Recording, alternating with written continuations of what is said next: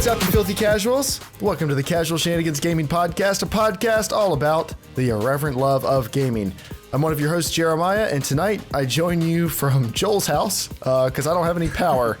And I'm joined by Dave. What's up, guys? Joel. Hey, friends.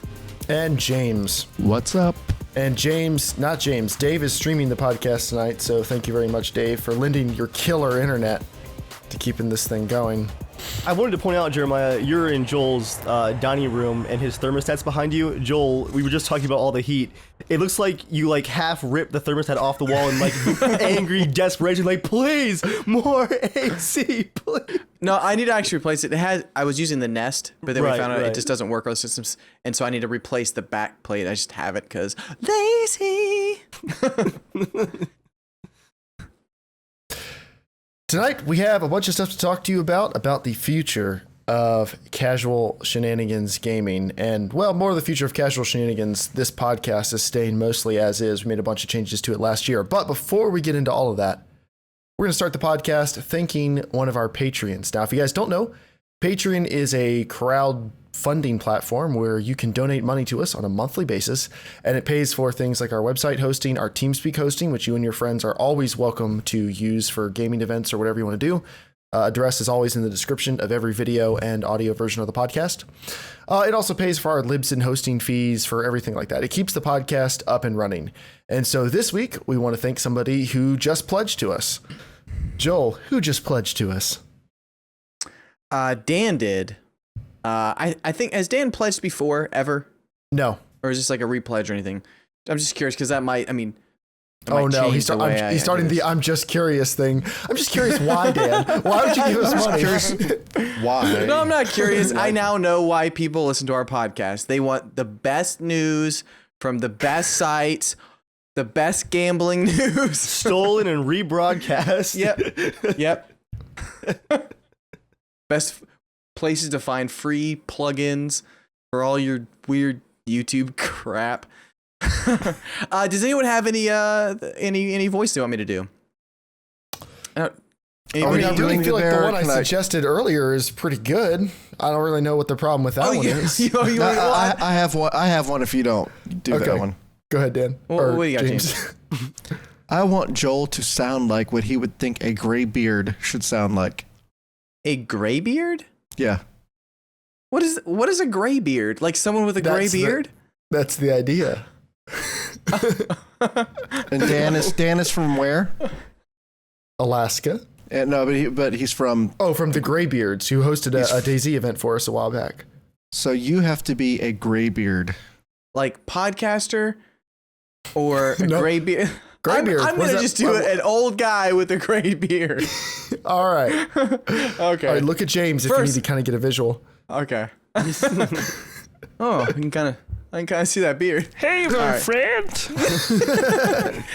No, a guy with a I want to thank you, Dan. A guy with a beard. I just imagine all people with gray beards have to be really old. You know? Or you're super, I don't know, maybe George Clooney, he's got awesome gray hair. All right. Hey there, Sonny. I've got a gray beard. So it's the same voice as usual. Bye, Joel. Shame won't let him be back up here now. Dan says, F you. Oh, He says, I'm not that old. Thanks for giving us money. that's someone. If you see someone like that, walk away. Call the police immediately. Because they're old. Joel, you sound a little bit like Fat Albert there at the end.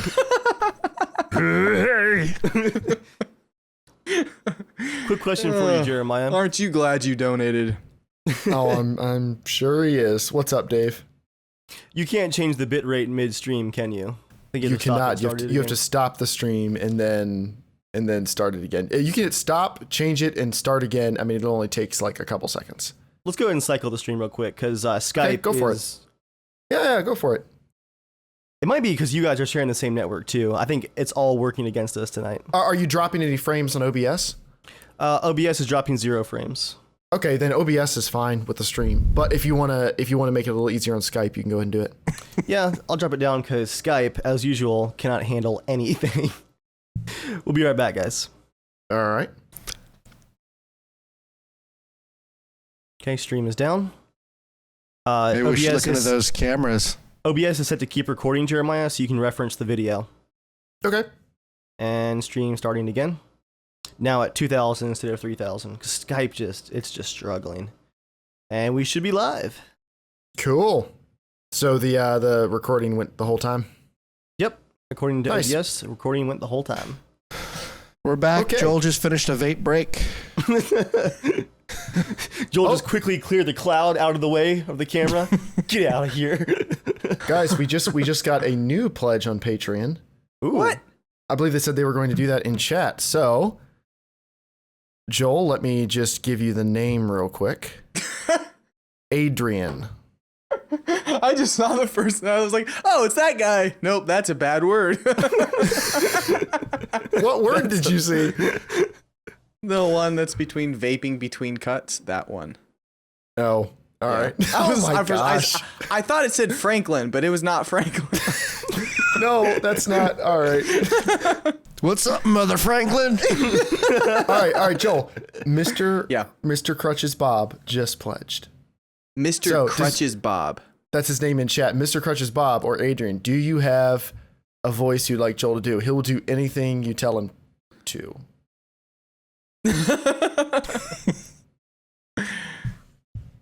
Mr. Crutches Bob. I want to know where that username came from. Joel, what does someone who's on crutches sound like? Why is that bad, Joel? It's the first thought that came to mind Was what? Help!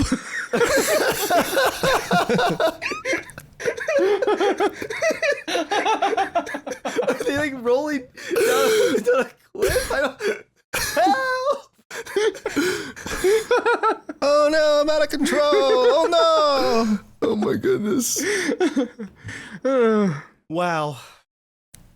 All right, so We'll just move on whenever he just comes. we'll wait with here for something. Mr. Crutches Bob. Yeah. While we're waiting on that, Joel, why don't you give everyone a little preview of what you've been reading? Oh, we okay. wait. Could you Yeah, do it? yeah. Could you, if he doesn't give one, could you do a voice on what you think the main character would sound like? In your book. Oh man. Hey guys. I like virtual reality. Same voice. It's the same damn voice every time. You've got three voices. Hey there, I'm gonna suck your blood. Oh no! Oh no, I'm in a novel. Oh, Giancarlo's Italian, and I'm always like, when I come to see him, I'm always like, hey, you want to get some pizza? Oh, let's get some Italian pizza. And just like super making fun of him. Oh, it's hilarious. And then he always just comes back and he's like, oh, let's get some burgers. Yeah, bro. Yeah. And it's really funny. Okay, all right. Crutches wants to hear Gollum from Lord of the Rings. If Gollum presumably was Italian. This is perfect. Joel's great at gulping noises. Do you remember that time that Joel did Jar Jar Binks? What was his name again? Something Crutches? You No, remember Mr. that? Crutches Bob. Okay, Gollum. Yeah. You can do this. Oh gosh. Let him get in the zone. Okay.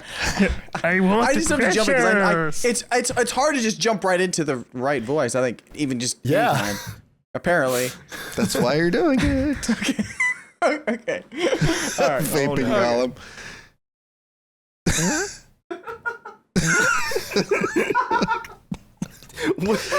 laughing on the floor. Just crawling underneath this desk to have a little giggle. Everybody should shame him for that chair. Wait, I got one Like we can't. What is happening right now? second. This is great radio. Okay, here we go. Bob, this is your fault. Hey Hey guys, I'm Sneaky Snake. My name is Mr. Crutches Boggin. They used to call me Smeagol, but I ain't. I'm a snake. And I donated this podcast because I freaking love podcasts. Yeah. Freaking little what? I don't know. Freaking loves the podcast. This is my snake puppet. Oh, of course it is, Joel. Yeah. Are we going to talk about why you have a snake puppet just accessible in the office? Also, do you store it behind the couch? What where he else belongs. is back there? That's where he belongs. Oh, okay. Wow. Have you seen Lord of the Rings, I do Joel? puppetry on the side. What? Have you seen Lord of the Rings? Yeah. I was just curious. Yeah. All right. We start the show like we always do with a thing after the Patreon thank yous. Thank you to Dan and Mr. Crutches Bob again. Talking about our main topic. And our main topic this week is changes that are going to be coming to Casual Shenanigans. Now, if you remember last year, after episode 100, we had an episode where we talked about some stuff we wanted to do a little bit differently in the podcast. And there's actually a lot of changes last year. We started an entirely new podcast, Casual Shenanigans Tech. We moved away from a PC gaming focus into all gaming, but we kind of run the gamut between hardcore PC gamers and console players. So we kind of broadened our horizons a little bit, and we changed up the format of the show a little bit to hopefully be a little bit shorter, which it isn't usually. Doesn't happen, but to have some more maybe. entertaining segments. No, we've had a lot of hour and a half long shows recently. Like we're doing pretty good on the hour and a half. Hour to hour 15 did not ever happen, but we're not 2 hours every week like it used to be. But yeah, we made a lot of those changes to the show last year, and we really like them. And we've got some small changes we're going to be making on back-end workflow stuff for us that you guys probably won't notice unless you notice the podcast quality just going up each week, which is always our intention. But we're actually making some changes to other Casual Shenanigans stuff. Part of that is we want to record more random crap with Joel and James and more casual conversations with James and I.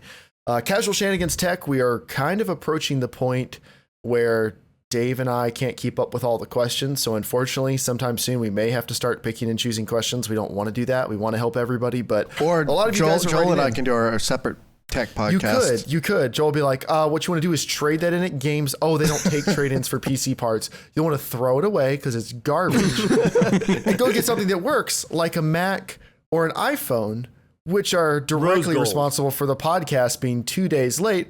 Because Joel's like, Dave records some video footage of the podcast. Is like, oh, let me give it to you, Jeremiah. And I plug the cable in and drag the video files over. And Joel is like, I'm going to install a beta operating system on both my devices right before doing some work. And then nothing worked. Actually, no, on your laptop, you did it in the middle of the podcast. You're like, yeah, I'm just going to install some updates. There it goes.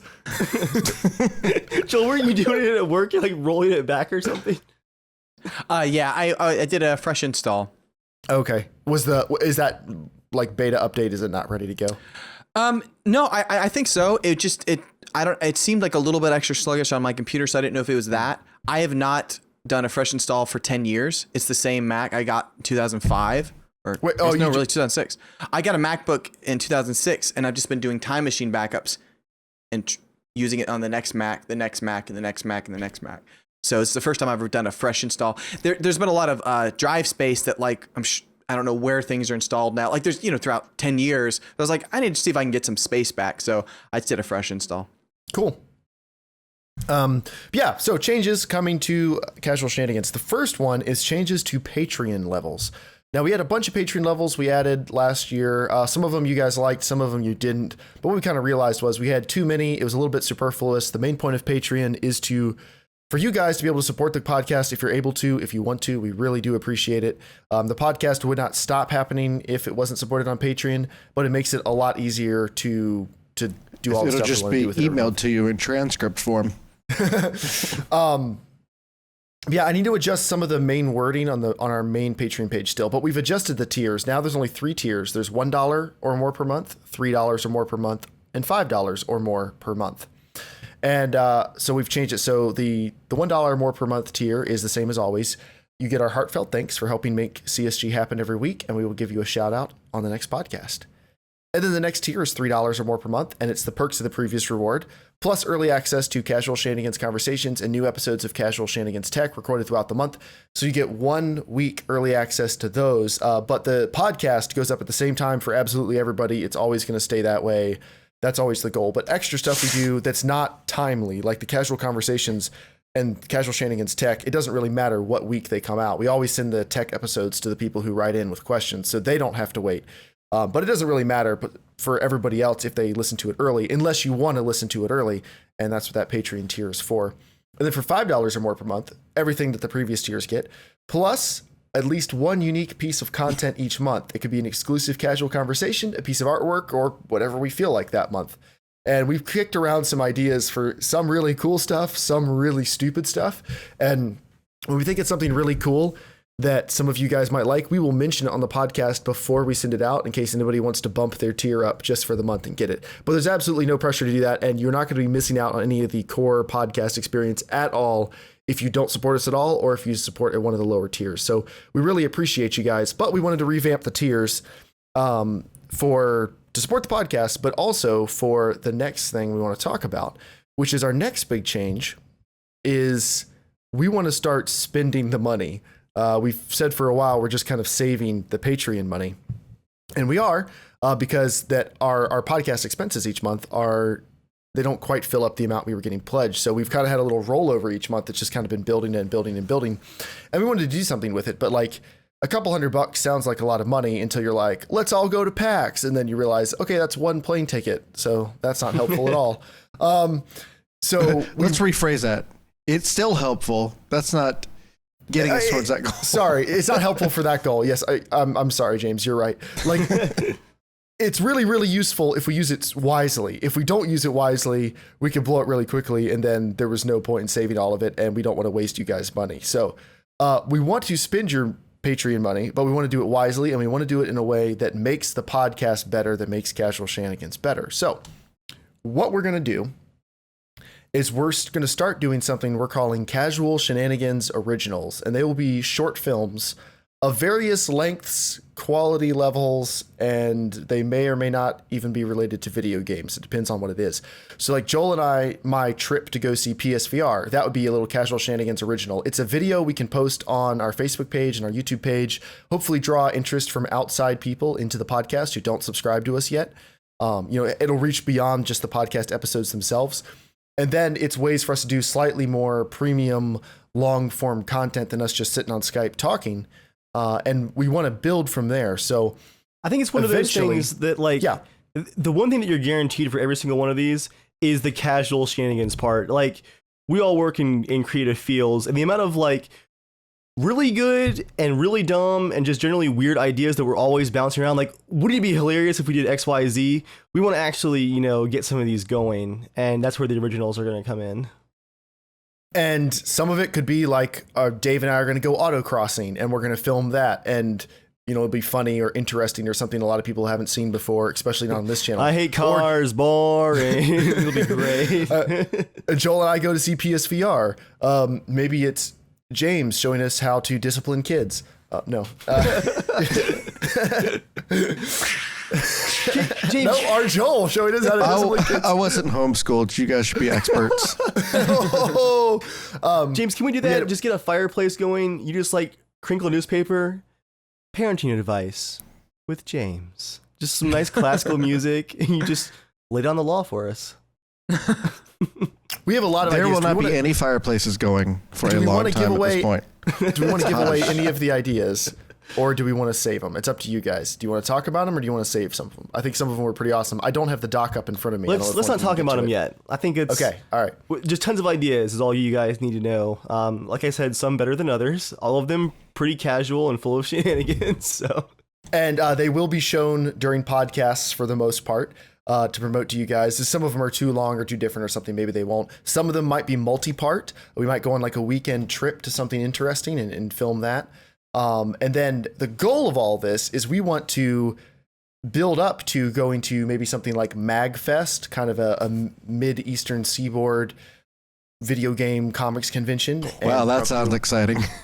Probably do a little meetup with Come you guys. on up to the Mid-Eastern Seaport Video Games Convention. Well, it's MagFest. It's in the DC area. It's in the greater DC area. We'd like to go to that and bring you coverage from, every news outlet can show you coverage of the big games. Everybody wants to see the Ubisoft games and the big EA games and stuff.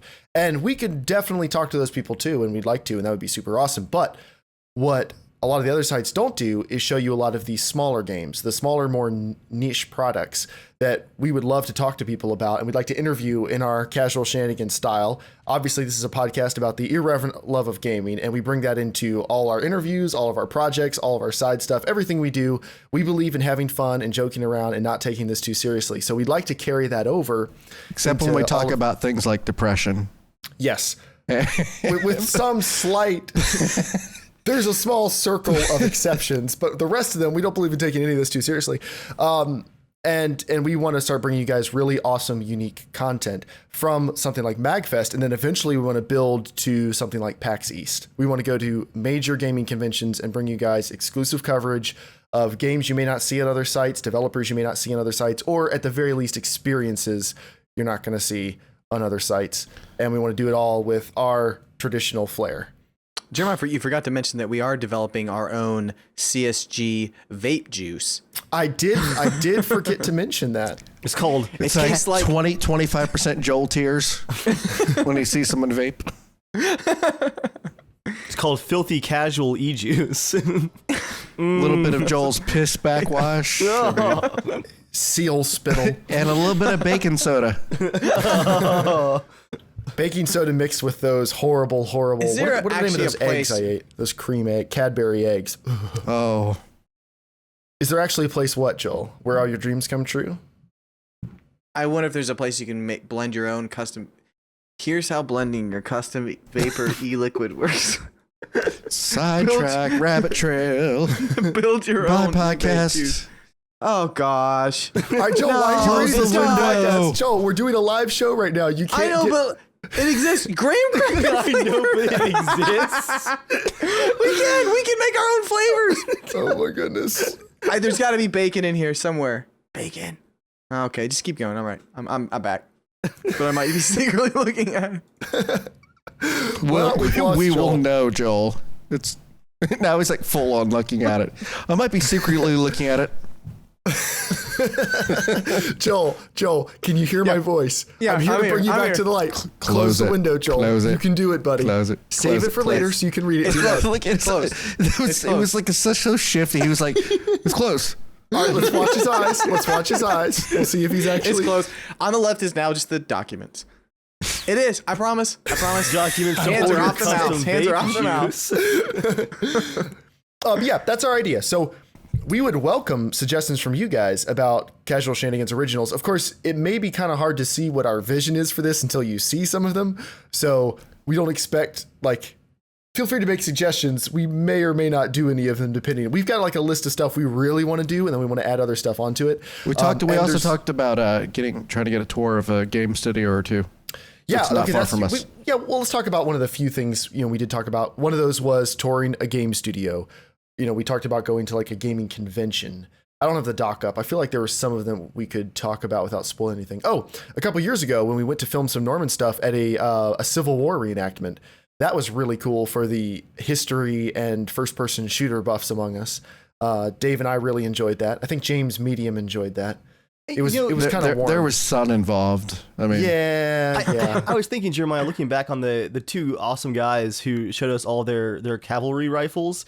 They were so excited to share that stuff. And we'd been like, hey, we fire off 20 blanks for the camera. And they would have been like, yeah, here, which one do you want? We should have just taken them for a test drive. That would have been awesome right there. So more stuff like that. Yeah. I almost, man, it didn't work out because of scheduling, but I almost got it to ride in a military vehicle over the past weekend.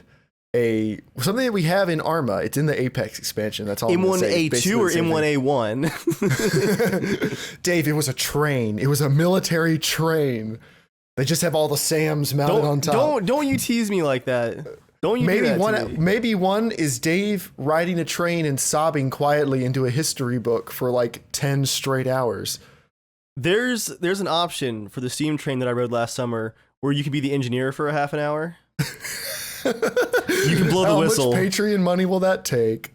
It's $200, I think. Oh my goodness! All right, we'll talk about that off air. But hey, if Dave goes along with me to an autocross, then we could probably I'll ride on a train. Jeremiah, I'm going to get you to enjoy the great American rail history that exists in this great nation. I'm sorry you didn't have a childhood. I had a childhood and I didn't like trains. Joel, James, they were just like normal. Come with me and ride transportation. It wasn't, trains. like, special. Shut your face.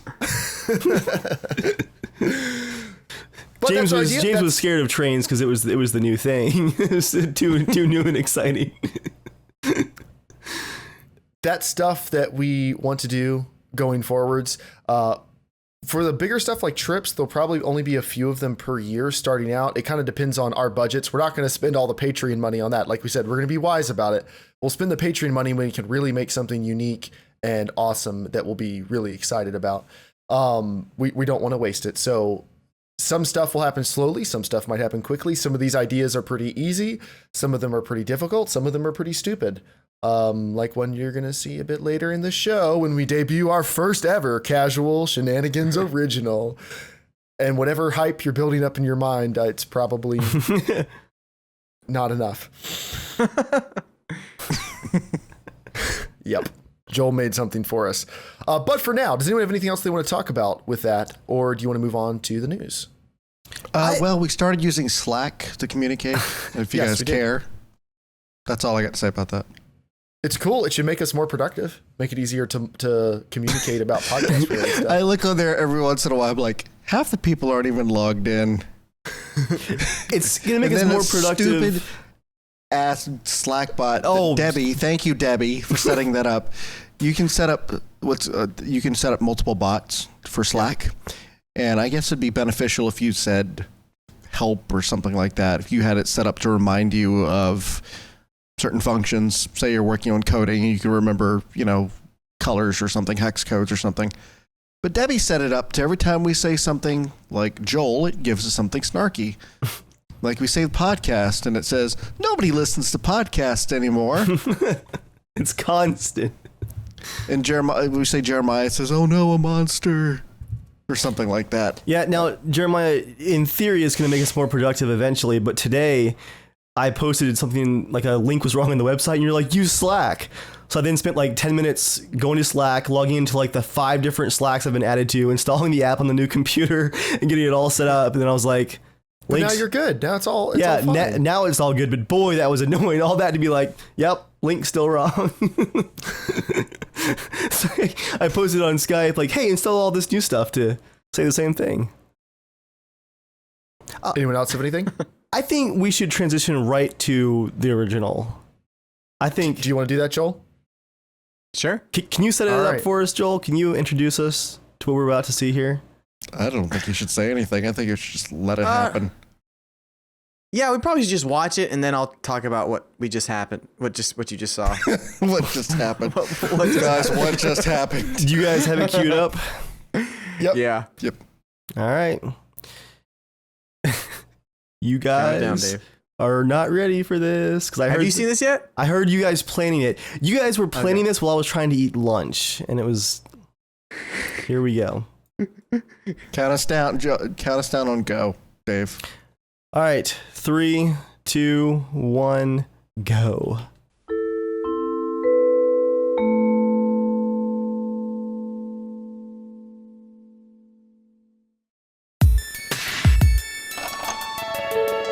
Crisp.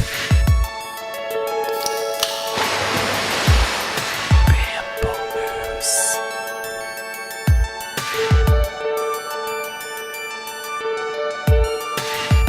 Innocence. 0 calories.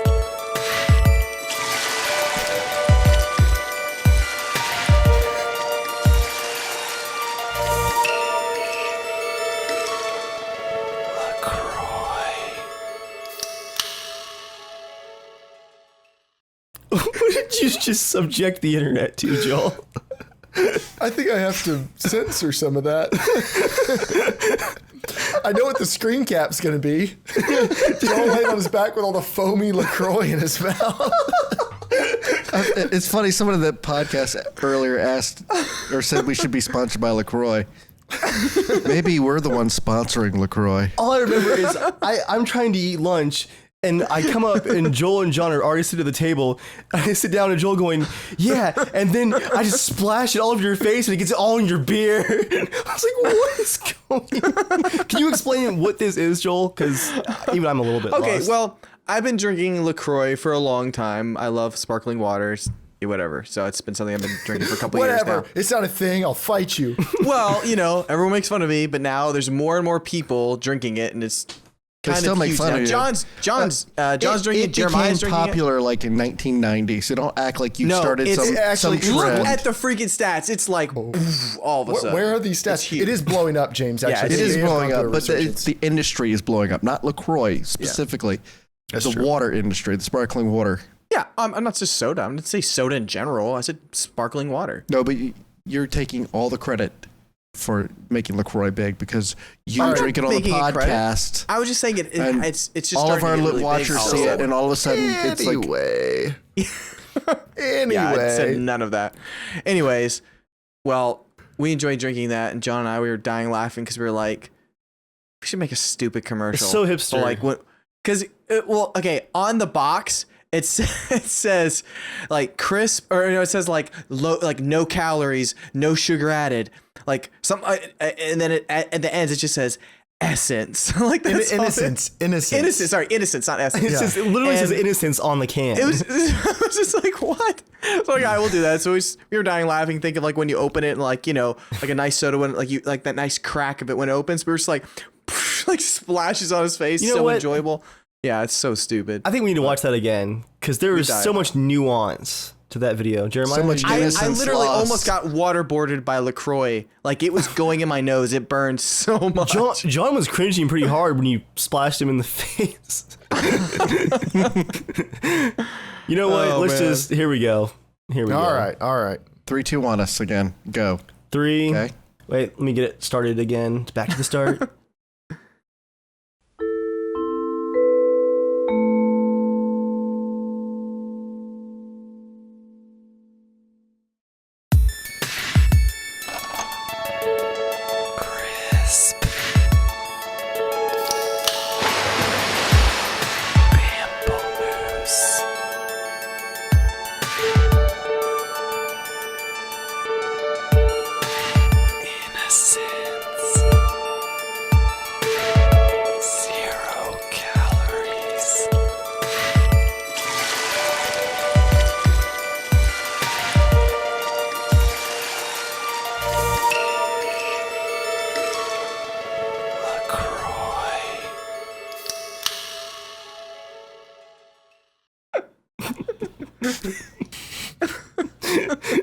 I had to pull the video away for the reactions. That's just.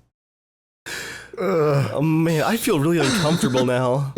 I For anybody can't wait curious- for the gifts to come out of this. For anybody who's curious, the guy with the fantastic beard, a lot of fantastic beards in this group, is Mr. Debbie. It's John. So Mr. D. Yeah, that wasn't my face getting violated, thankfully. quote of the podcast right there. There's a flavor called pamplemousse, or pamplemousse or something like that. It's grapefruit. And John had the idea of just saying it with like water spitting out of his mouth. I made it for me. Yeah, I enjoy it. That's true of most things you do, Joel. You're like, I could work on Norman, or I have this idea of this real quick project. Well, just think about it in your head, though, Jeremiah. Like, work on Norman or innocence. Crack open a nice crisp LaCroix. Moving on, it is now time for the news. Lanky. It's now time for the news. News time. Thank you. LaCroix Jeez. haters. All right. Joel's like, people in the chat are wrong. I must educate you. So you guys remember when the GTX 970 came out, there was all this hoopla about how it's a 4 gigabyte VRAM card, but actually it's 3.5 gigs of normal VRAM and then 500 megabytes of slower VRAM that in most games wasn't a big deal, but in some games that maxed out the VRAM, it would cause stuttering and a few other issues. And NVIDIA, they fixed it with a driver update for the most part. I haven't heard anybody with a 970 complain about it for like a year, but enough people were mad about it, and they said it was deceptive marketing because the advertised VRAM didn't perform, as advertised. So there was a class action lawsuit, which I actually kind of forgot about. I don't know if you guys had heard anything. I totally about it recently. forgot. Yeah, but they reached a settlement today, and every owner of a GTX 970, at least in North America, is going to receive $30. I'm pretty excited because I bought 3 970s. Wait, is that the one that did I buy 2 970s too, or is that? Yes, you did. Yeah, Joel, you you did. get $60. How do I? The details aren't out about that yet. Just get your proof of purchases from Tiger Direct or Newegg or wherever you bought them from, and you'll be able to do that. So that's pretty cool. Of course, it's a settlement from a lawsuit, so you can expect it to take a while before you actually get the money from it. So it could be 6 months from now. But I'll keep everyone updated because I'm looking forward to my $90 that I in no way earned, and I wasn't even mad about the VRAM thing, but I'll take it. James, what do you got for us in Nintendo? We have news this something week? that's an unofficial rumor. All right. How official? It's not, Nintendo hasn't come out and said anything, but it's from a more reputable source than most the rumors. And they were talking to Eurogamer, right? Yep. And they're generally very reputable, so if they've got enough sources to confirm they didn't it. give the name, but they say a number of sources, and I imagine they probably have people either working on parts or games or something. Just well, I trust Eurogamer. They don't normally publish rumors so like this. So the NX is going to be, according to this rumor, a hybrid of a portable home console. So you take it on the go, and it has 2 controllers that attach to the sides, and then you bring it home and dock it to play it on your TV. Which we kind of knew that was a possibility, that it was going to be a somewhere between a portable and a handheld. But it doesn't excite me at all. Especially the description. Have you looked at the mock-up picture that Eurogamer did? no. Anybody? No, I haven't seen it yet. Is that the one that the 2 controllers on the side? Like Look at the link in the document, Dave. Oh, yeah. Yeah, it's just like, oh, they're trying to get. It reminded me of Intellivision, Yeah. because Intellivision had the controllers that you could attach onto the little home base thing, and I was just like, eh. So it's like a Wii U portable. That's not all, though. The other things that they mentioned is that it is not going to be very powerful. It is, as of now, is rumored to use Tegra's X1, which is a mobile processor, capable of doing probably a little above Wii U graphics. If they, push it, it has to at least be able to run the new Zelda. Mm-hmm. But they again keep reiterating, we're not trying to compete with graphics with the other systems. It's a good thing because they can't. And the persistent rumor is that they're going to be using cartridges, which I think at this point it's not that big of a deal. It's more expensive. It's more expensive, maybe. It's definitely more expensive than a disc. Micro SDs are coming. Yeah, no, it is, but okay. Their games are only worth about $30-$40 anyway, so they can mark it up to 60. Oh, that is the bitterness. There it is. Thanks, James. So, yeah, that's pretty much it.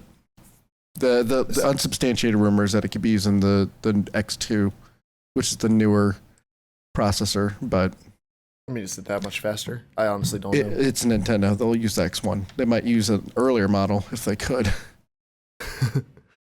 Yeah, that's I mean, obviously you want to wait until something actually releases before you pass judgment on it. But that doesn't really sound I don't have like to wait. I can pass judgment as early as possible. Well, I mean, that doesn't sound like anything that most Nintendo fans are excited about, and I haven't seen anybody on Twitter, any of the normal Nintendo, like, it's bad. They can't really call them fanboys at this point. Like, the battered fans who just desperately want them to be good again. I haven't heard any of them excited about this. They're ranging from disappointed to I have no idea what this means. So, see, I could see the Nintendo fans that aren't console focused. Mm-hmm. I mean, there are plenty of Nintendo fans that are just 3DS gamers. That's true. So being able to pull some of those players over to the console when necessary, but also giving them a little bit higher powered specs to play portably, mm-hmm. I think would be good for Nintendo. But as a gamer that plays across all systems, that doesn't excite me, other than I won't have to buy more than one Nintendo console in the future. If that. Yeah, the only thing I've liked so far from any of the rumors is I think it's a cool idea that they can honestly mash together portable and, regular console games. I mean, honestly, to be able to play like Phantom Hourglass or something like that, like a new kind of 3DS game, but be able to play it in a nice way that I could easily attach it to my, play it on my TV. What frustrates me, I think, the most about hearing about it is, sure, it's cool. Like, I don't mind. Like, when I'm playing on the Wii U, like, just by myself, it's honestly, it's okay. It's fine to game on. I don't really mind it. I don't really like the controller, but outside of that, graphics, I could care less. But when I think of any time about, oh yeah, let's get a cool Mario game, the whole co-op experience now is just so different for everybody. Somebody has this controller. Somebody has this type of controller. Somebody has this tiny, half-assed, crappy controller. The other cool thing is, like, if James gets one, and we'll probably both get one, depending on what it is, just for at least a couple good games. But if it's that easy to plug into another TV, it would be cool to, like, hey, I'll bring mine, play at James's house, plug it in. I'm now playing on a big screen. Like, I don't almost like using like a Google Chrome or something, like an Apple TV. Like, just plug it in and now you're playing on the screen. That's kind of cool. It's just that if everyone else wants to play a game with you, do they all have to have these little devices, or do you have to like pull a wireless controller out, and like what kind of games do you play on? The price kind of matters. If it's $150, like if it's priced like a 3DS, that's not that big a deal. If it's like $300, that's a much steeper proposition, and I honestly don't know how they're going to market this thing. Yeah. This is just weird. Something I hope they can get right with this is if they can find a way to make the systems communicate with each other. Mm-hmm. Like, one of the stupidest decisions they made with the Wii U, out of many, was only releasing one gamepad. And that's it. You could only use one gamepad for the system. And people are asking, could you do two? Like, well, we'll see. No.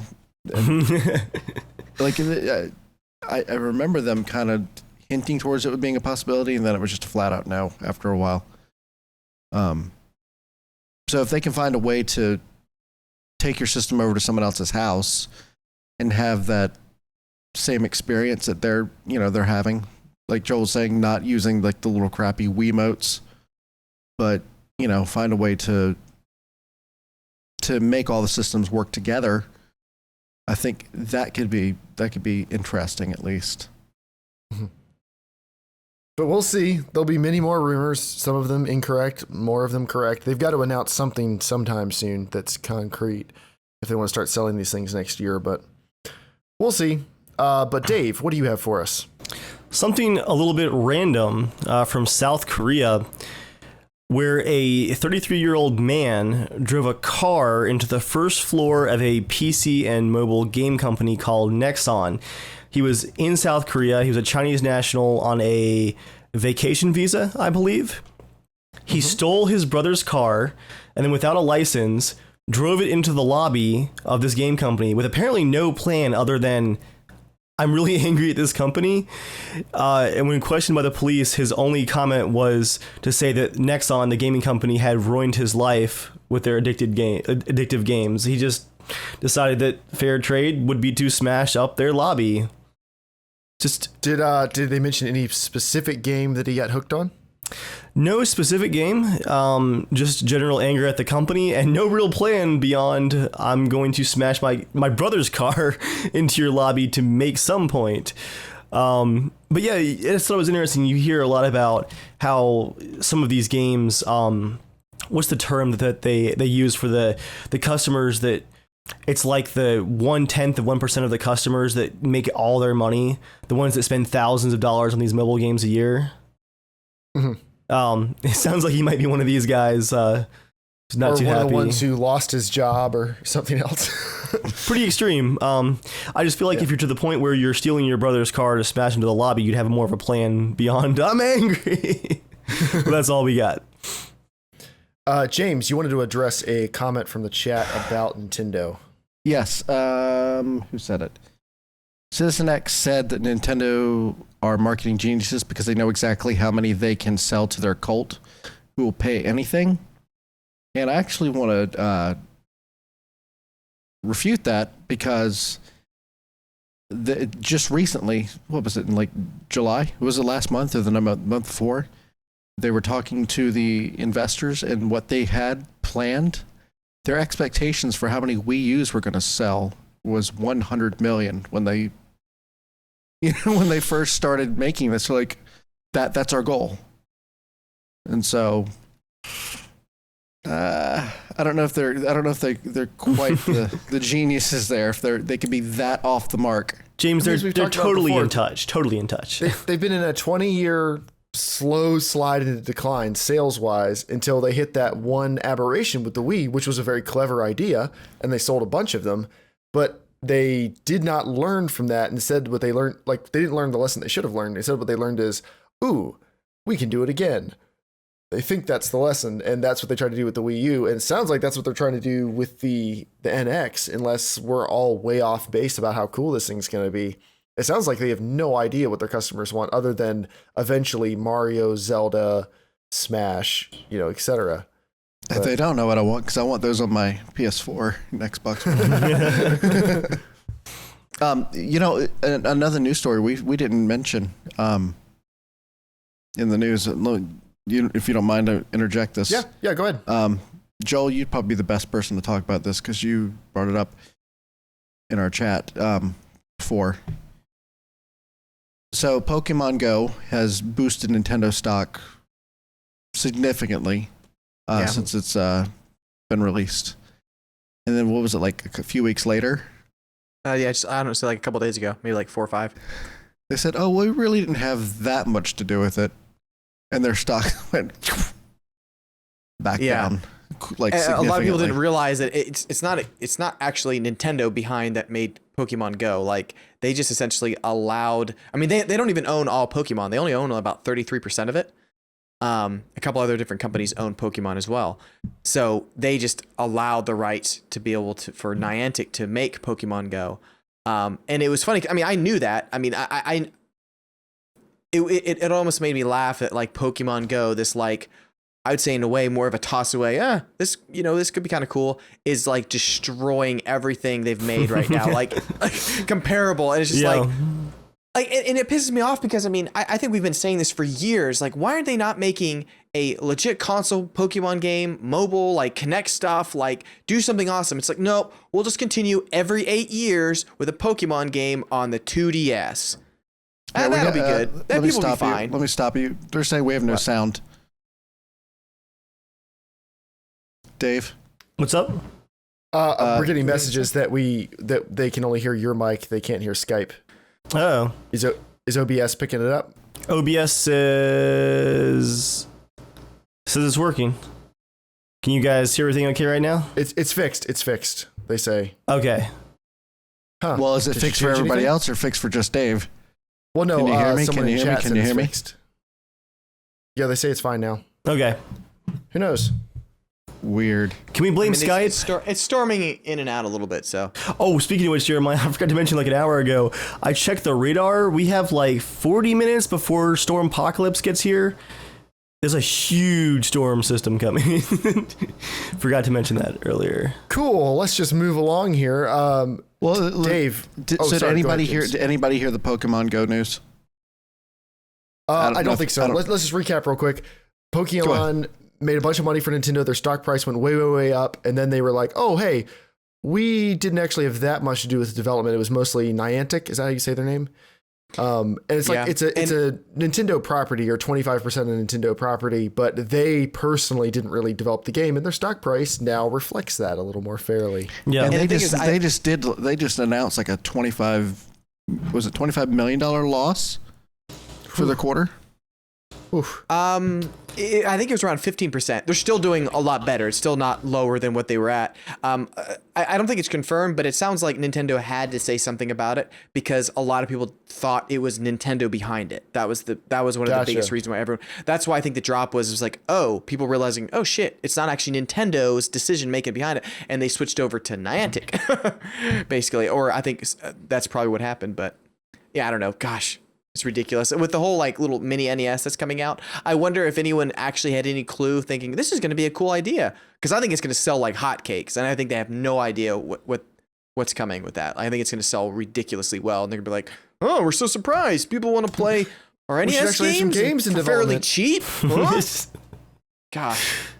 My uncle, who listens to the podcast, he's a super, super huge fan of Nintendo. And I think 2 years ago when we were kind of really bashing Nintendo, or maybe no, I guess it was last year's E3. Yeah, when James and I, we both sold, or I think I know, at least I know I sold my Wii U like the day after E3. Got an Xbox Yeah, One. you traded it in for the Xbox One. Yeah. My uncle, he was really angry because he loves Nintendo. He thinks it's awesome. He's got a lot of kids and they play it.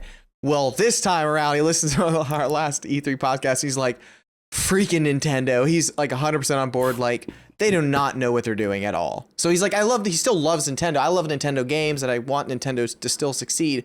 Yeah, they really need to pull something out of their whatever. Joel, that was great timing for some Skype compression, because on my end, all I heard was freaking Nintendo. You like warbled all over the place. It like stretched it out. That was pretty great. So correction based on the chat, it was 24.5 billion yen, which equals $234 million. In losses? Loss, yeah. Oh, vapors, Wow. lost Wait, vapors. I mean, they're still worth a lot of money. Oh, no, but then Crutches Bob has another quote from Polygon, 35 billion yen, 332 million loss on the exchange. I don't think that's Nintendo's sales. I think that's maybe what they lost in the stock market after the news came out, if I'm understanding that correctly. Whew, that's a lot of money. Well, on to happier news. Dave, what's going on with Origin? Oh, just a nice Origin UI update. Origin has actually had, the reputation of being a bit of an anchor for EA's games, but at the same time, their client has always been pretty unobtrusive. Wouldn't you agree? Like it was just kind of there. Yeah, it works really well. It has fast download speeds. I mean, it's pretty insanely fast download speeds and customer support at the click of a button. Like if you need EA support, it's instant, right? Yeah, I mean, the few times I've actually needed support, they've actually been there. And the one time I needed Steam support, obviously, no reply, no communication. Yeah. So for that reason alone, Origin can't be all bad. Well, Origin finally got a bit of a UI update. I think they've been operating on the, if it's not broken, why bother fixing it mentality, but it finally has some more... Not the same mentality they had about Battlefield. Say what? No, you didn't. Not in my story. But it's true. Yeah. PC Gamer pointed out that the new UI update brings a more Steam-like option for the side for getting to the store and your games, your free games, current deals in your library and stuff like that. They also point out that it's actually more of a carbon copy of the current GOG Galaxy UI as far as layout goes. Like it's like exactly the same. But GOG Galaxy's layout's pretty good, and this looks to be a nice improvement as well, so let's just accept it. Do they have a way to throttle your download bandwidth? Because I don't remember if Origin has it or not. I know Uplay and GOG currently don't have that, and it's very annoying. No, they want to fill your internet pipes with all of the games immediately. Yeah, useful. Immediately. Joel, what's going on with Deus Ex? This is really cool news. I'm really excited for the new Deus Ex game. I think it's called Mankind Divided. The producer of it was talking about VR and he mentioned like, we want to make VR from the ground up, and that it might not have, they weren't thinking about adding anything for Deus Ex, but actually they are. And their idea is really cool, and it made me think of a way where I think you could add VR in a really cool way. That's not too much, where you're not always constantly playing maybe 2-3 hour games in the thing, but you have really good, interesting experiences that connects to games you already love. And so when it comes out, it's going to have 4 different locations you can explore in Deus Ex. And I was like, this is cool. I mean, thinking of the game Deus Ex is, you can hack into everything, right? Well, you'll be able to explore Adam Jensen's apartment, like for the main character and stuff. And in the game, everything is connected to all the stuff. And it made me think that would be really cool if, let's say, a certain game you're playing. Okay, even I know Dave hated that part in Fallout 4. Don't remind me. Yeah, so much. Part. But let's just say you love that part and it was done really, really well. Okay, what if that was something that you could use your VR experience for something like that? So think of like you're now connecting into a computer, doing something, and that could be a section where you play a cool VR experience that kind of connects to the game. It adds something new and fresh, a new way to explore it. That's still within maybe boundaries for what they want to do with graphics or how it can run on the PSVR or whatever. But I was like, that's a cool idea. I mean, I don't know if they're thinking about that as well, for other games, but I'm excited because I'm really excited to play that game. That honestly is in the vein of like a Half-Life 2 excitement level of playing a first-person shooter. I'm like really excited about it because I think that's the best way to do it, honestly. To have parts that you can switch into VR. Like imagine a game like Heavy Rain where you actually did go into VR. Yeah, that'd be actually really cool to integrate it that way to where it felt like you're just a different type of immersion. Yeah, I don't know. It was just, I don't know. I was just like, that could actually be quite interesting if you did it well. Like, it would be annoying if it was something you had to be changing all the time, But if it was, oh, cool, we got to the section where you're supposed to hack into the computer. Even like Metal Gear Solid 4, there's a lot of, like, some bosses you're fighting and they can hack into your controller, and it kind of had a little bit of a meta game to it. That would be really cool, I think, if you use that with VR. Like, you have to put that on, you're now in the cyber brain boss or something, and it really utilized the you being in virtual space. Anyways, I just thought it was cool, and I'm excited for that. It's exciting to see more and more games adding stuff in it, because even if they're not full games, at least every game that I'm maybe planning on buying is going to have some element where, oh, cool, I could play VR a little bit. Like, it's it's still going to be something. So, cool. That's all I have. It's now time for What Are You Playing This Week? A part of the podcast where we talk about what we're playing. So, Joel, why don't you go first this week? What have you been playing? I've been playing a lot of Fallout. I just finished Far Harbor. I really enjoyed it. But mostly, I had just a funny Pokemon Go story, actually.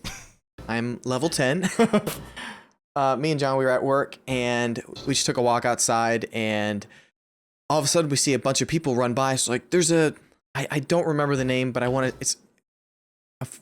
it's not trapezoid, but it sure sounded like that. Anyways, they all kind of have funny names like that. Anyways, they're like, dude, there's one over here. And we're like, okay. And we're all, me and John were just like, nerds. And then we're like, quick, we got to catch it. So we follow them out there, but we're not running. They're literally sprinting outside. We're like, okay, we're just going to follow them. We'll see if they find it, and then we'll catch it. Well, we see them like run far down the road, like near the highway. And they're like 10 guys are just like swiping away, and we're just like slowly walking. We're like, we'll get there when we get there. And we're walking past rows of trucks where facilities kind of work on the grounds, and grizzly old guys with beards and stuff like that. And John and I are both like, they probably think we're just so stupid, all of us walking and picking Pokemon. And then all of a sudden, someone's like, dude, you guys only have like 45 seconds left until this one despawns. I didn't know they like despawn like that. So we're like, oh, come on. So we're like, we ran. Oh, it sucked. It was so hot outside too. It was Tuesday, actually, I believe. And we're on this corner, and it's like so weird. Like, we're all just sitting there like all these people we work with, we're all just like swiping our phone like, did you catch it? Did you catch it? So anyways, we caught it, and we're walking back, and John's just like, oh gosh, we look so stupid. We walk past the grounds maintenance, and they're all wait like, a minute. John felt stupid doing that, but didn't feel stupid making that LaCroix video. No, because it was awesome. Well, anyways, we're more like we always joke about it. We're like, oh man, it's so nerds, and we're like, ooh, look, a Pidgey. But anyways, so we're walking back, but the funniest part is, we're here thinking like these these like grizzled old guys with beards are like making fun of us. We hear a knock, knock, knock on a window, and it's them in the truck like pointing at their phones like, look, I caught it too. It's just like, holy crap. Everyone's freaking playing this game. It's just like, it's just so funny. Like it's I've never seen anything like this in my life. Like, outside of maybe Gigapets and when yo-yos were like a huge thing for like 2 months, like massive. I remember everyone had them. It's cool, but it was just crazy. We're like, it's fun. I'm enjoying riding this wave. We'll see where it crashes. Oh, dark twist there at the end. All right, Dave, what have you been playing? I was telling Joel today, or maybe it was yesterday, that it's kind of funny after our discussion on last week's podcast about like what has gaming become and, you know, content creation based around games and all that stuff. This week, literally everything that I've played, I'm going over it in my head, has been to record it because I've been so busy working on the house. But what's been cool is I've like staggered what I'm playing. So I play like a different thing every day for like my hour and a half of recording. Sunday was just your working on the fans house. really appreciate that. Oh, we'll get to the comments of the week. Don't you worry. Monday, we played some Arma. Got a surprising number of people on day one on the 30 gigabyte mod pack. So that was pretty impressive. 30 holy crap. Yeah. Oh yeah. It's because That's terrain. A big chunk of that's terrains, James. So yeah. It's because not like all mods that we have to use every single time or anything. No, it's because when we look at our installation of Arma 3, we go, what if we just took all of the content from every other Arma game and just put it into the third game so we can use it all at once? Yep, Arma can allow that. So that's what we did. It's all the Arma games in one now, basically. Tuesday. You remember that time we scaled back the Arma mod pack? No, okay, but James, it's still all the mods plus Arma is still smaller than like GTA or many shorter games that still take up a ton of install space. Like, it's not that ridiculous. It's not like 100 gigs or anything. It's pretty impressive still, though. 30 gigs ain't nothing. And the best part, trying to smuggle the 30 gig mod pack to Jeff because he has 4G internet over his phone. Trying to smuggle it to him out in the middle of nowhere, Jeff. Trying to smuggle it to him on a USB stick 3 hours before we're supposed to play. Like, I'm at work till 6:30 syncing over FTP and making the thumb drive, and then Jeff's driving home for like an hour and 10 minutes to copy over the mod pack and try to play. Like 10 minutes later, didn't go well.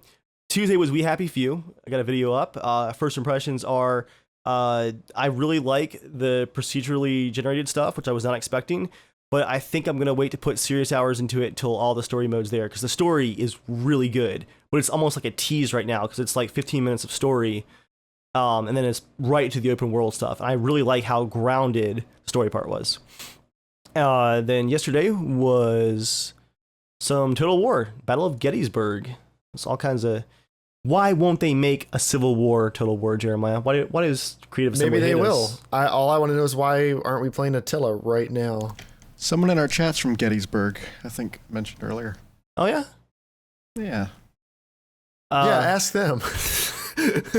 And then, as you can tell from the shirt, tonight is Fallout night. I finally got a mod patch set up. I've been waiting for a couple days that will allow me to build some of the new Vault Tech items. Because unfortunately, I have an awesome mod that rearranges the workshop menu because I have so many new objects I can build. I needed to like subdivide the menu so I wouldn't have to scroll through it constantly. But that means that each time Bethesda adds content to the workshop, I have to wait for the mod to get patched to then add their stuff to the menu. Otherwise, it gets overridden and it's just not there. But tonight, I finally get to use the new DLC after 3 days of waiting for patches. Maybe you should go back and listen to that podcast we just did about when gaming stopped being about gaming. James. Settlements. Hey, remember that one time? When you're waiting for their creation stuff to get a mod patch from your mod, it's like, holy crap. They'll tell Bethesda. You got a house of cards. They'll tell Bethesda when it's time for their content. Settlement creation is serious business. James, what about you? I've played 2 games this week. I really haven't played that much. Played some more Fallout Shelter. Still really enjoying that. Way better on the PC than it was on the phone. And I was looking through my inventory and just looking for just a random game to try out, and I saw Jazz Punk. I don't know if you guys have ever heard of that. Never heard of that. It's an indie game. It's really interesting. Joel, you should check it out if you can share off my Steam. I don't even know how to describe it. It's just really weird. Try it out, Joel, and Hey, get you back guys to remember me. the time I made a LaCroix commercial? I think I like weird stuff. I'll try it. Joel, I like weird stuff. Joel, I'll say yes to this. Anything else, You James? say it? Nope. I've been playing also, like Dave, only stuff for content creation. This week, though, I'm in crunch time for work for a huge project that's been going for a year. So I haven't really been playing much of anything except for a few things for this. And reading. I've been taking other types of leisure time, but Joel, I don't really need to hear your judgment right now. But I'm just, there was I was just there waiting was- for you to be like, actually, I just started again to do a live streaming again. I really hate it, but I really wanted to entertain the users. You guys heard of Minecraft? two games. Minecraft's Two pretty- games. pretty big. Two games I'm playing for content creation purposes that I've actually played beyond the recording just because I was enjoying them. We Happy Few. I agree with Dave. I think the setup and the overall idea of the story is really, really interesting. But because it's in early access, it's just a gameplay alpha. It's not even a story alpha. There's a lot missing to really. It's got a story in the beginning. It's like It's it's got like a some story. solid chunk of story. That's what I was saying. Is it's such a tease.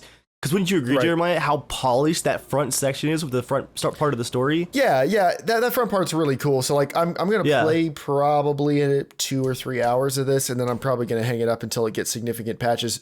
It runs decently well for me. There's a lot of popping and stuff. I mean, it's still an alpha, so who cares? But it runs decently well other than that, and I think it's a really cool world, and I am looking forward to seeing what else they do with it.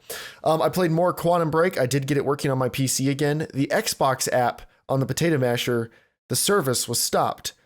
And instead of telling me we can't reach the Xbox service right now, it was just stuck in a reboot loop for the program where it wouldn't tell me the Xbox service was stopped. And when I booted up the Xbox app, it wouldn't tell me the service was stopped. It would just go, oops. So I had to find the service and manually start all 3 Xbox services. And then it worked fine. But good job, Windows 10. Killing it so far. And then the game works. I see what they were trying to go for with it. I don't think it's that good. The story is very like B-movie time travel. It's all one big loop. Gotta save the world stuff. It's okay. I mean, I think it'll probably really land well for some people, and other people won't be that interested in it. Like, it's not flat out bad. It's just not super impressive. It was worth playing for an hour or two just to see kind of some of the cool gameplay mechanics and stuff. And it is a pretty game overall. How does it compare to like Alan Wake? Alan Wake's better. Yeah. And then the third game was not a game I was expecting to enjoy as much as I did, but I also started it for a Potato Masher review. NBA 2K16? No. Rise, Son of Rome hit $5 on the Steam sale. So I was like, yeah, why not? That game is actually a lot of fun. So it's not super deep, and I think it is definitely a game. If you paid $60 for it, a few hours in, you would probably start to get a little tired. It's probably not a good launch title. Well, it's a pretty standard launch title. It's prettier, not super deep. Dave, you would like it. It's so pretty. It's CryEngine. I'm it's already a really playing. good looking game. I didn't realize it was $5. I wish actually you give me a heads up. I should have had it on my Steam wish list because that was my $5. Dave will take a visual tour of this game on easy mode just to absorb the graphics setting. Wow. Well, it's really pretty. It actually runs really, really well. On the Xbox One, it's locked to 900p, 30 FPS, decently high settings. On the Potato Masher, it runs better than that. That's all I'll say for now. But it's a really good looking game. Beyond that, it's actually pretty fun to play. So you know how in most fighting games, if there's like a finishing move or something, there's a quick time animation, right? Like, you guys are familiar with the concept? Right. Yeah. Okay. All right. Sorry. Skype must have glitched out. All I saw is everybody just staring at me blankly. Occasionally you'll say a word and Skype will just extend it by like an extra second. Like, Okay. So this game has finishing moves. Of course, you have your light attack, your strong attack, your shield, bash, and block. You know, the normal fighting stuff. And that it's all actually very fluid. It works a bit like the the Arkham games or the Shadow of Mordor fighting system where you can bounce between people, except it doesn't do all the slowdowns, which I'm not a fan of. It's pretty fluid the whole time, except when you go in to do a finishing move. If someone gets an icon above your head when you've staggered them, you go in for a finishing move, but instead of flashing the keys you're supposed to hit, it shows you once what you have to do, and then you have to remember it. Based on where you attack them from, how hurt they are, a bunch of other things, their body will slightly pulse a color that corresponds to the key you need to hit, which you have to just remember. And it's only 2 keys. So it's like Simon. A little bit. It's your light attack and strong attack. Boop, boop. But like, so you'll be in the middle of an animation, you go in for a finishing move, and then it'll really quickly like flash yellow, and you have to know to smash your strong attack. Like, and it's very quick too. So it's a nice way of keeping it dynamic without flashing UI stuff on the screen all the time. And it's a lot of fun. The scale of the game is pretty big so far, and you definitely feel like you're a part of bigger battles, even though you're not fighting that many people all the time. It suffers from the same problem as Assassin's Creed and every other game. Yeah. We're just not at the point where technology can support having that many characters on the screen. So for $60, based on what I've played so far, I could see how it wasn't a super popular launch title. But for $5, I mean, it's a ton of fun. I'm really enjoying it so far. I'm going to go back and play more of it Nice. on my own. Do you think you'll finish it? over. I don't know how long it is. If it's like a 8-hour game, I think it is. probably. If it's like a 20-hour game, probably not, because there's a lot of other games I want to finish. But it's good. It doesn't seem like 20-hour content. It doesn't. It's definitely better than I was expecting, though. So I was pretty pleasantly surprised. Joel, for 90 seconds with yes. Joel this week, do you want to tell everybody what you're reading? Yeah, sure.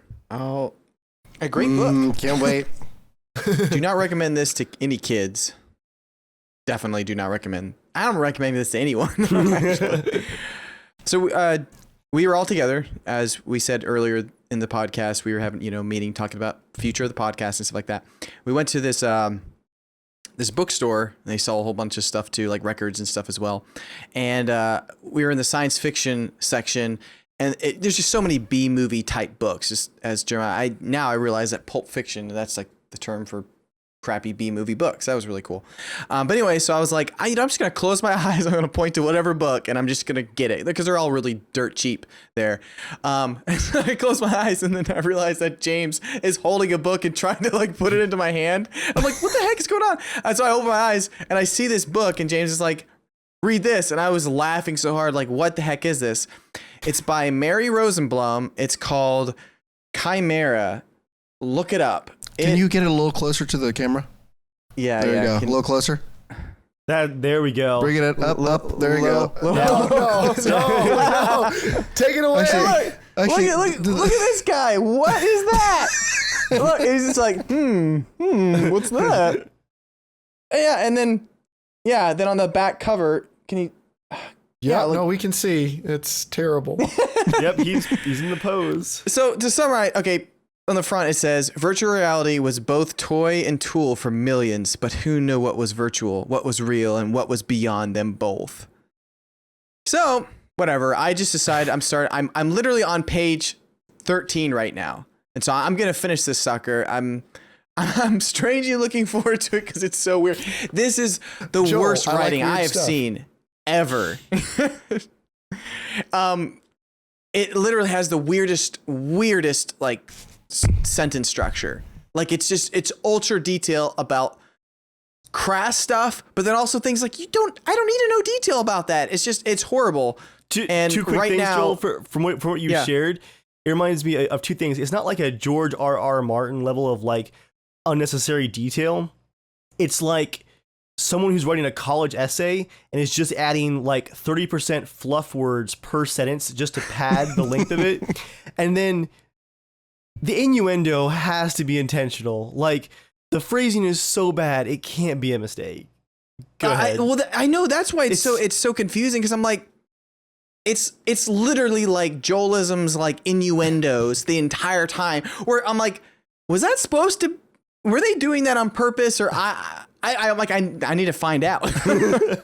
But basically, the story begins with some lady in a virtual office, like talking to some guy, and they hate her business plan, and then she gets hacked, and she's chucked into ice water, and then spikes are coming, and she's like freaking out, and then she says, "Oh, it's those people who live in my apartment hacking my VR again." I'm like, okay. And then directly after that, she like takes the VR thing off, and she's like, "I need to get out of my virtual skin," and I'm like, "What?" Like it starts just talking about stuff that you don't know anything about yet. So you're like, what is that supposed to mean? Like you're pulling off vulture? Is that so stupid? Then she walks in some other room, and this guy's just laying naked on this like stone tablet or something. He's like a 60-year-old guy, and he's like, "Tell me the truth. Tell me the truth about what you think about my garden." I'm like, no, this is so awful. Like it's really awful. So that's where I left off. So hopefully I'll make it another 15 pages by next week. Do you have a quote for us Hey, tonight? give us some quotes, Joel, because there's some good ones. I mean, I don't want to do that really, really crass one, but that one's just...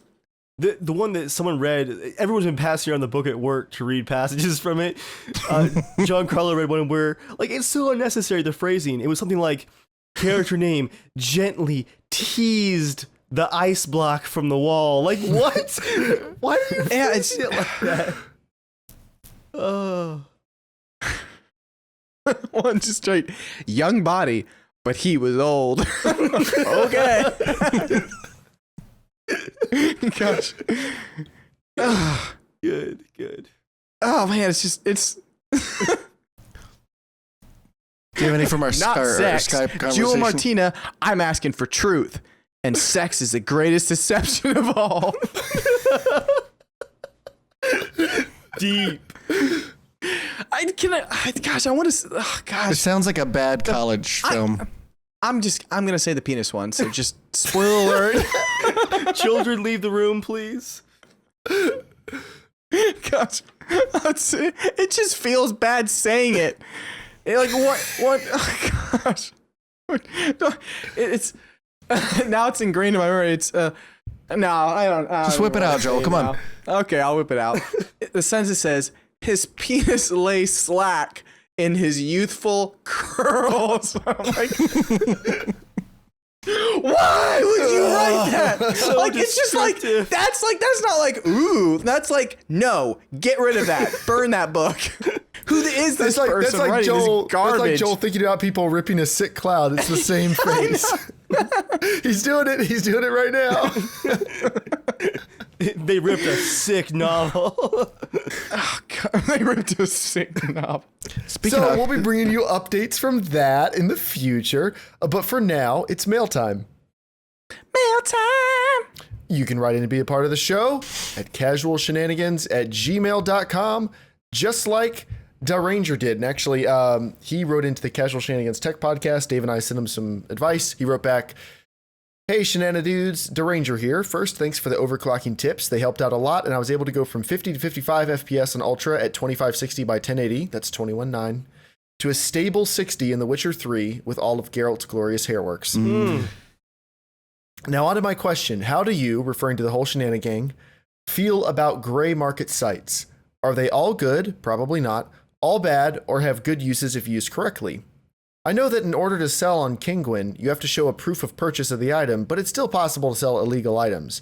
I know personally, I think they have their place. It's like the eBay of virtual games. Just curious about your opinions. Thanks for the tips. Love the podcast. Just to see all the growth of the show since episode 39. So thank you for writing in, Da Ranger. What do you guys think about gray market sites? I looked at some keys on G2A, and I just couldn't do it. Number one, I don't feel comfortable giving out my Steam ID for a gift. Oh yeah. But anytime anytime it goes into the hands of just the personal seller, like there's literally no protections that if it doesn't work, you're pretty much stuck out of that money. I don't mind buying like a website like CD Keys or something like that. I think people are a little hesitant to buy from them, but I think what they do is, I don't know if they do regional stuff or not. But I know they get a lot of free codes that, like if they, you buy a console and then you get the Uncharted collection with it. I think they take a lot of those type of codes and sell those. So I don't have a problem with websites like that. G2A. But some some people are against all of them. Like I've seen people scared to buy from Green Man Gaming. Like, there's no reason to really be scared from them. Mm-hmm. Like I don't think they really qualify as a gray market site, though. Right. But I'm saying some people take that too far and won't buy from anything that's not Steam or Origin. Right. Green Man Gaming, I think I wouldn't have bought like The Witcher or a few other games where like developers come out and said like, guys, we're not giving them keys. We're not sure where they're getting them from. They've had a little bit of controversy, but in general, Green Man Gaming seems pretty legit. G2A, there's just too many stories of credit card fraud, indie developers getting hit with like $10,000 of chargebacks from stolen credit cards that were used to sell their game keys on G2A and stuff like that. I've used a few third-party sites before, even in the last couple of years, and it's usually sites that you can tell based on the prices. It's a bunch of Steam sale keys. Like the price is like $1 or $2 more than like the previous Steam sale for that game. And that's usually when I'll use one of those sites. Not G2A, but like some of the other smaller ones where it's like, oh yeah, this is like the lowest cost of this game was $15 on Steam. This key is $17.50. It's a Steam key, it's like from the sale. I use it for if I've missed a sale or something like that. Yeah, so I've used it on occasion to get like a hard to find game, or maybe a game that just, like you said, isn't on sale on Steam, but I know it's been on sale for cheap in the past, and you can go and check. And there's plenty of sites that'll have keys from those sales and stuff. And to me, like ethically, I have no issue with that. To me, it is just like eBay, and I've used eBay for years. You need to be a little careful. You need to be your own best advocate. And there's definitely places you should stay away from. Like there are certain things you just don't buy on eBay. Anything that could be counterfeited easily in China. Like if you buy it on eBay and then complain when it's not legitimate, that's kind of your own fault at that point.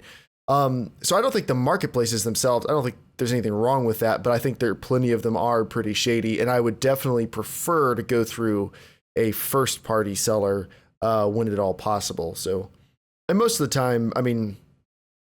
time prices aren't that much better. It's only if there's been a recent sale or if someone's committing fraud or, there's a big discrepancy in prices between a region or something. So there are plenty of older game keys or rare game keys you can get for a bit cheaper, but I don't think it's one of the things where like I almost never see prices where I'm like, well, that's so good, it's worth taking the risk of losing this $30, So teach their own, but I'd probably use Steam or GOG or one of them whenever possible. And then Quantum of Infinity wrote in again in reference to last week's episode. And he says, "Oh, you're giving me a hard time about my English, huh? I guess my hurdy-dirty language is disturbing my English skills." On a more serious note, a topic from last episode was really interesting and kind of close to me as I do my own channel too. Yeah, having a YouTube channel means that sometimes kills enjoyment I have from playing games. I've been recently testing games on Linux, especially on the Ubuntu operating system. He gives some tech details. He says, leaving all unimportant details aside, this video quickly became a chore. Many problems meant I had to reinstall Ubuntu multiple times. Some programs for GPU overlays were not working, and I really wanted to include them to show equal comparisons. I still enjoy doing it, don't get me wrong, because for me it's interesting to fix problems and maybe learn something new along the way, but I did get that thought of, man, I'd really like to play some games for real now, instead of doing an interesting video.